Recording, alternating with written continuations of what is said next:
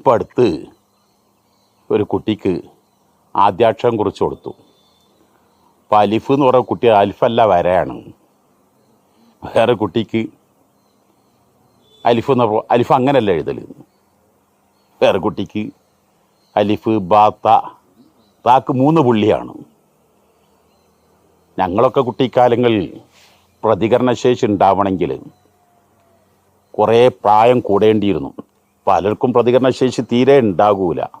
എന്നാൽ ഇപ്പം ഇളം തലമുറകളിൽ പ്രതികരണശേഷി വളരെ വളരെ കൂടി വരികയാണ്.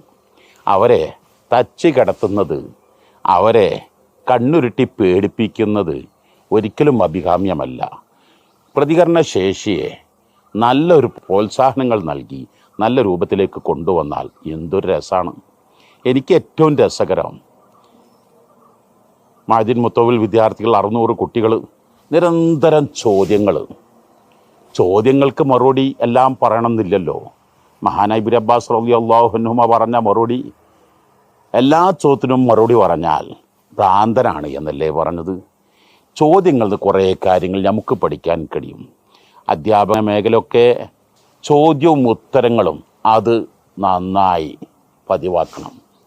Tell me I can forget, teach me I can remember, involve me I can learn എന്ന തിയറി. പറയൂ, ഞാൻ മറക്കാം.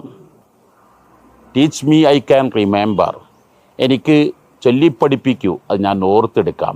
Involve me I can learn, എന്നതിൽ ഇൻവോൾവ് ചെയ്യിപ്പിക്കൂ, എന്നതിൽ ഉൾപ്പെടുത്തൂ, എന്നാൽ ഞാൻ ഒരിക്കലും മറക്കില്ല, ഓർത്തെടുക്കേണ്ടി വരില്ല. ഞാനതെന്നും സ്ഥിരമായി ഞാൻ അത് സ്വായത്തമാക്കിയെടുക്കും.